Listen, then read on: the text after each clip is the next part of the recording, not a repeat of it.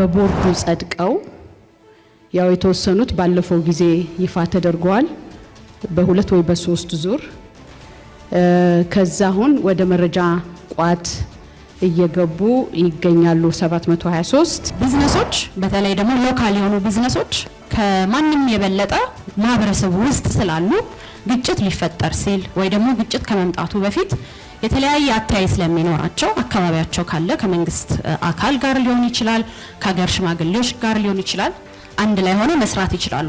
እስራኤሉ ጠቅላይ ሚኒስትር ቤንያሚን ኔታንያሁ ግፊት ኢራንን በከፍተኛ ሁኔታ መደብደብ የቴህራንን ህዝብ በአገዛዙ ላይ ያስነሳል የሚለው የመጀመሪያው ከባድ ስህተት እንደነበረ ጠቁሟል።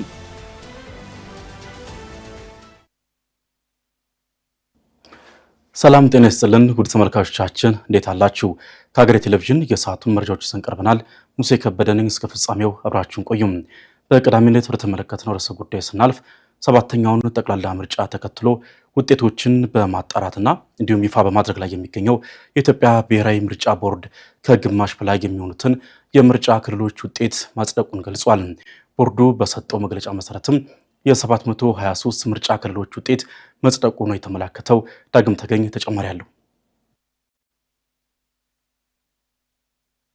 የኢትዮጵያ ብሔራዊ ምርጫ ቦርድ በሰባተኛው ጠቅላላ ምርጫ ሂደት የውጤት ማረጋገጫ ስራዎችን አጠናክሮ እየሰራ መሆኑን ገልጿል። ቦርዱ በሀገሪቱ ከተዋቀሩት 1139 የህዝብ ተወካዮችና የክልል የምርጫ ክልሎች የሚመጡ ውጤቶችን በማረጋገጥ ይፋ እያደረገ እንደሚገኝ ያስታወሱት የቦርዱ ዋና ሰብሳቢ ሜላትወርቅ ኃይሉ የምርጫውን አጠቃላይ ውጤት በቀናት ውስጥ ለማሳወቅ እየተሰራ መሆኑን ገልጿል። ምርጫ ከተካሄደባቸው የምርጫ ክልሎች ውስጥ የ723 ውጤት በቦርዱ ጸድቆ ወደ መረጃ ቋት መግባቱን አክል ያነሱት ሰብሳቢዋ የሌሎች የምርጫ ክልሎችን ውጤት የተመለከቱ ስራዎች እየተሰሩ መሆናቸውንም ጠቁመዋል።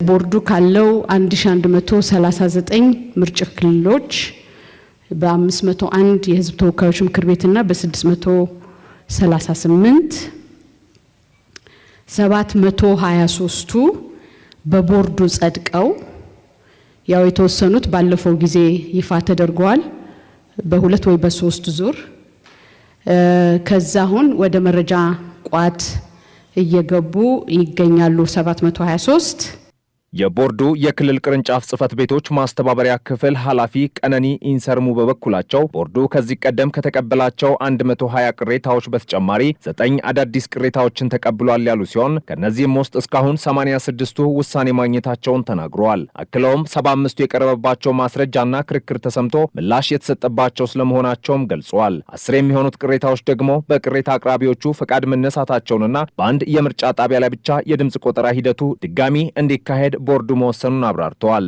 አሁን ላይ ባለን መረጃ በ129 ምርጫ ክልሎች ላይ ነው ፖለቲካ ፓርቲዎችና የግል እጩዎች ቅሬታ ያቀረቡት። ተጨማሪ ከዚህ በፊት ከተገለጸው 120 ምርጫ ክልሎች በተጨማሪ 9 ምርጫ ክልሎች ያው እንደተገለጸው ዘግይተው ምርጫ ክልሎች ላይ ውጤት በመለጠፉ በእነሱ ላይ የቀረቡ ቅሬታዎችን ቦርዱ መቀበል እንዳለበት አምኖ ተቀብሏል።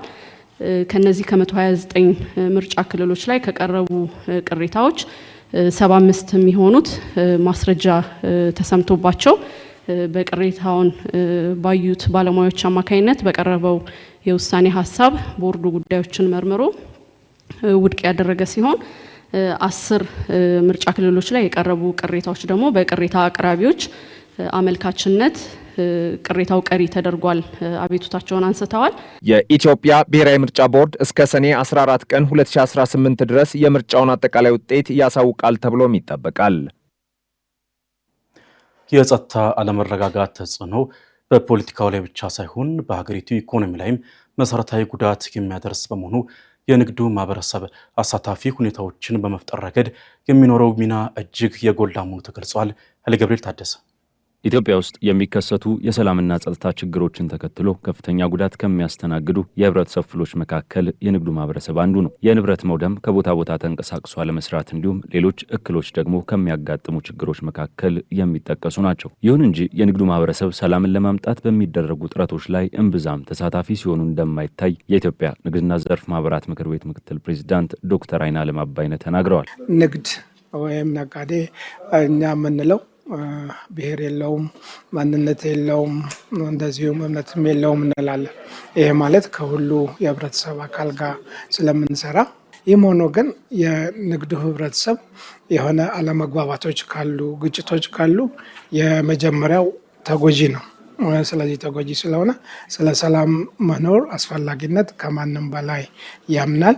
ከማንም በላይ ደግሞ ተጎጂ ስለሆነ የፖለቲካ ኢኮኖሚ ተመራማሪዋ ዳሊያ አሸናፊ በኩላቸው የግሉ ዘርፍ የራሱን ቢዝነስና ኢንቨስትመንት ለመጠበቅ ሲል ሁልጊዜም ምክንያታዊ አማራጭን እንደሚከተል ገልጸዋል። የባህሪው ደግሞ ዘርፉ ከግጭትና ከወገንተኝነት ነፃ እንዲሆንና እንደ ሰላም መልእክተኛ ሆኖ እንዲያገለግል እንደሚያስችለው ይጠቁማሉ። የግሉ ዘርፍ ራሽናል የሆነ ቾይስ የራሱን ቢዝነስ ለማስጠበቅ ስለሆነ የሚሄደው የራሱን ሴክተር ወር የሚሰራውን ቢዝነስ እንዳይጎዳ ብዙ ነገር ያደርጋል ተብሎ ስለሚታሰብ አንድ ቀጥሎ ደግሞ ከተለያዩ ከተሻሉ አካላት ገለልተኛ ለመሆን ይችላል የሚል አሳምፕሽን አለ።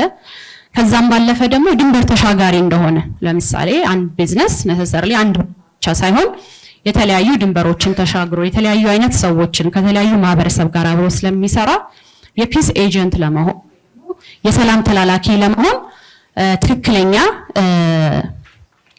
አጋር ሊሆን ይችላል።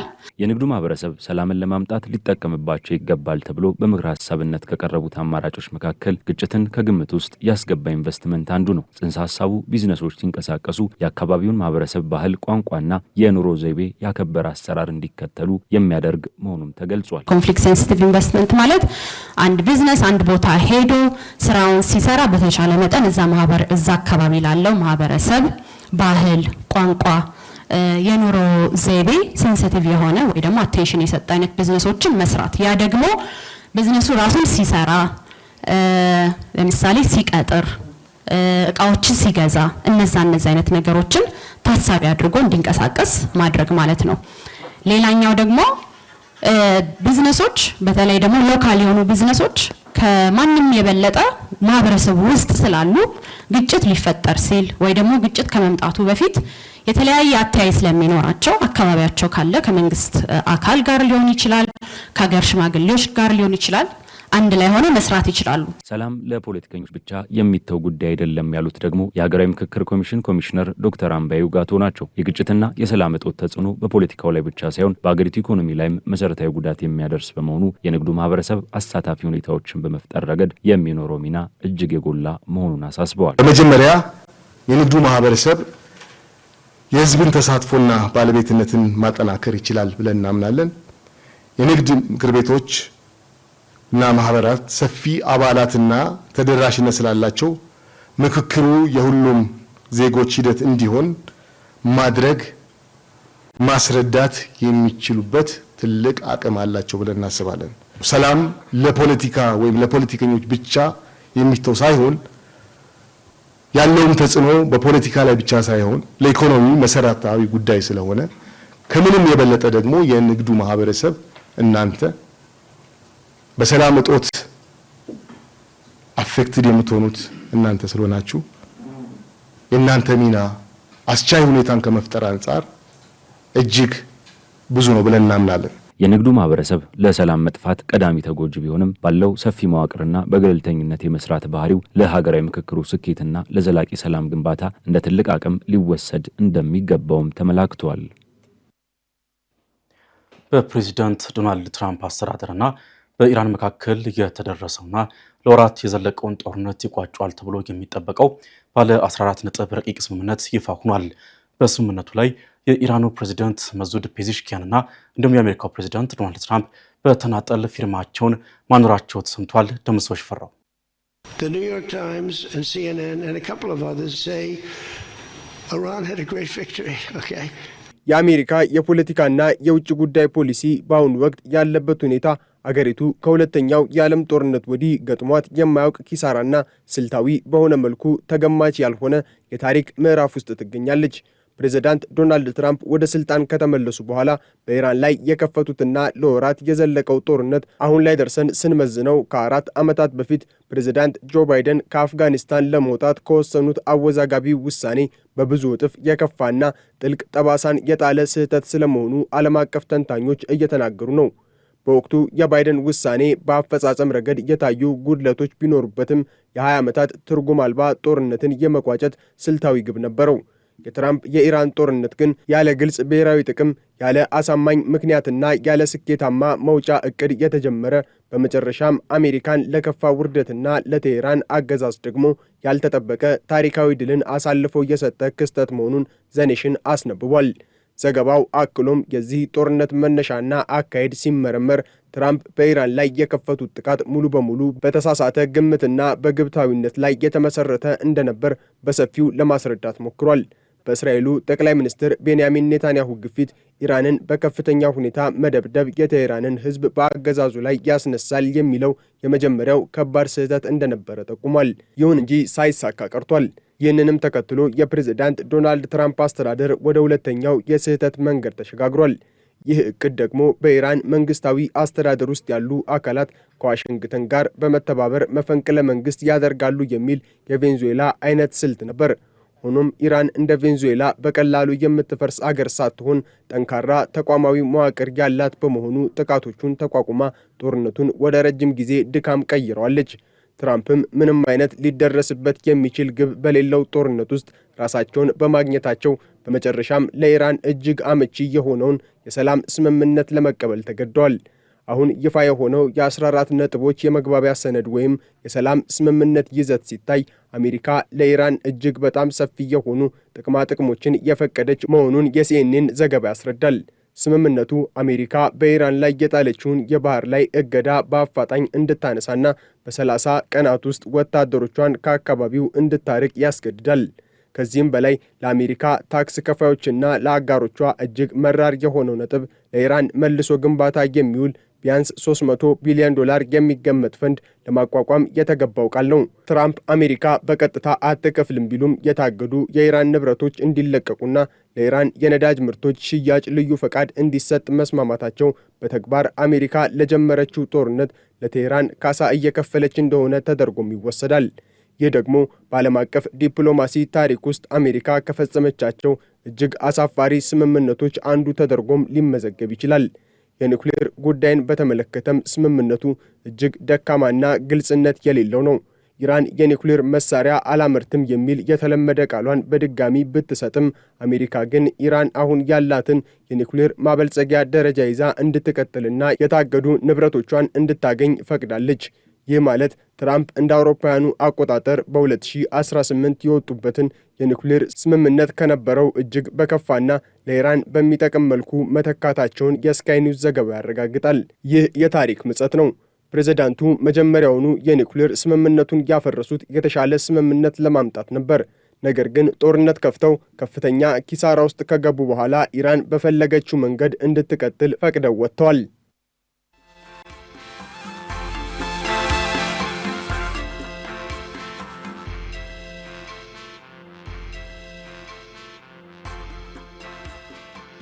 Anzabani nasi Anzabani nasi Lika Anzabani nasi Lika Lika Anzabani nasi Bani nasi Anzabani nasi Liko Anzabani nasi Lika Lika Anzabani nasi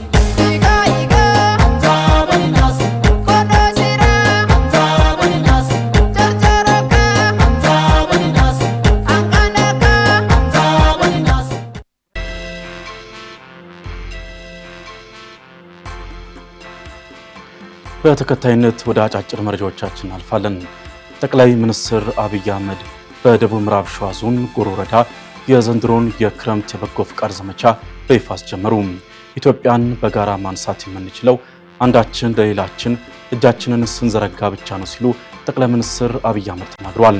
ጠቅላይ ሚኒስትሩ በማህበራዊ ትስስር ገጻቸው ባሰፈሩት መልእክትም የክረምት ወቅት ሲደርስ ለወገኖቻችን የምንዘረጋው የደግነት እጅ አብሮ ይጀግናል ብለዋል።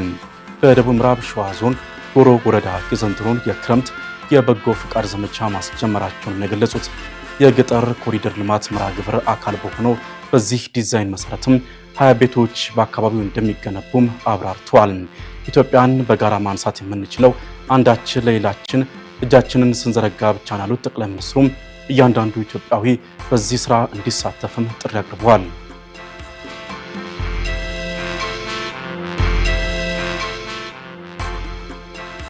የኢትዮጵያ ሀገራዊ ምክክር ኮሚሽን ለሀገራዊ ምክክር ጉባኤ አወያዮች የክህሎት ስልጠና መስጠት ጀመረ።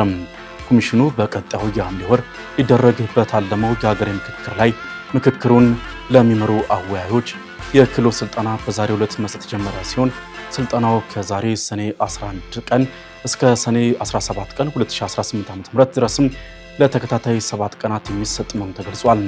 ስልጠናው ከስዊድን በመጡ 2 የስልጠና ተቋማት ይሰጣል ያለው ኮሚሽኑ መሰረታዊ የአመካካሪነትና ሌሎችም የክህሎት ስልጠናዎችን እንደሚሰጡ ጠቁሟል።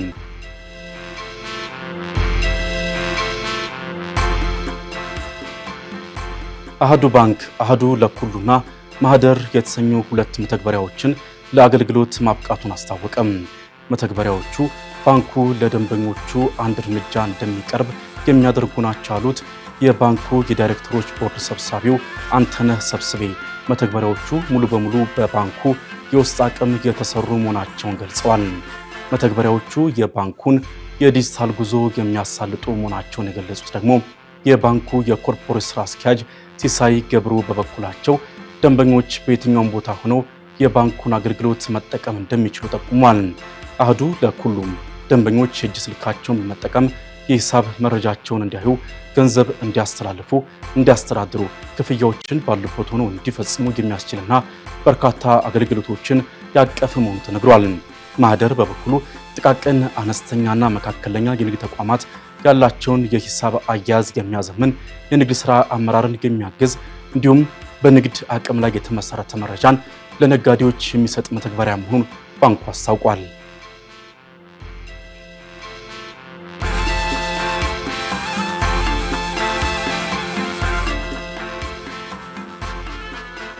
ከውጭ በዚምባብዌ የህገ መንግስት ፍርድ ቤት የቀድሞ ታጋዮች የፕሬዝዳንቱን የስልጣን ዘመን ለማራዘም የቀረበውን የህግ ማሻሻያ በመቃወም ያቀረቡትን አቤቱታ ውድቅ አደረገም።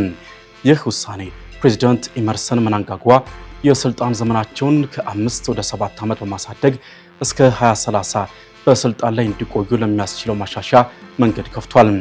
የመንግስት ደጋፊዎች ውሳኔውን ሲያከብሩ፣ የፕሬዝዳንቱ ጠበቃ ግን አቤቱታው ህጋዊ መሰረት እንደሌለው ተናግሯል። በአንጻሩ የፖለቲካ ተንታኞች ውሳኔው በዚምባብዌ ዲሞክራሲ ላይ ጥላ ማጥላቱንና የፍትህ አካሉ በስራ አስፈጻሚው መጠለፉን እንደሚያሳይ በመግለጽ ስጋታቸውን እየገለጹ ነው። የቀድሞ ታጋዮች ጠበቃ በበኩላቸው ለፍርድ ቤት ውሳኔ እውቅና ቢሰጡም ትግላቸውን ግን እንደሚቀጥሉ አረጋግጧል። ጉዳዩ በቀጣይ በሀገሪቱ ከፍተኛ ፍርድ ቤት ይታያል ተብሎ ይጠበቃል ሲል አፍሪካ ኒውስ በዘገባው አስፍሯል።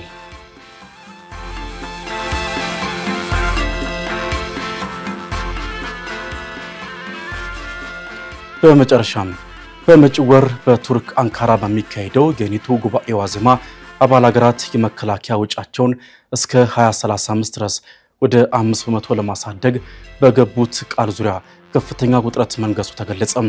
የአሜሪካው ፕሬዝዳንት ዶናልድ ትራምፕ ሀገራት ለጋራ ደህንነት ተገቢውን ድርሻ እንዲያበረክቱ ከፍተኛ ጫና እያሳደሩ ሲሆን ቃላቸውን ያልጠበቁ ሀገራት የትችት ሰለባ ሊሆኑ እንደሚችሉ ተገልጿል።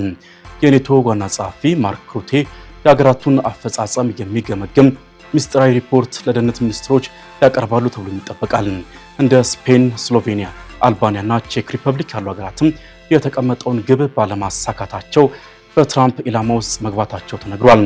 በተለይም ስፔን በበጀት እጥረትና በፖለቲካዊ ልዩነት ምክንያትም ለከፋ ተቃውሞ ተጋልጣለች ተብሏል። አውሮፓውያን የራሳቸውን መከላከያ እንዲረከቡ ቢጠበቅም የኢኮኖሚና የፖለቲካ ጫናዎች ለውጡን እያዘገኙት ይገኛል ሲል ፖለቲኮ ዘግቧል።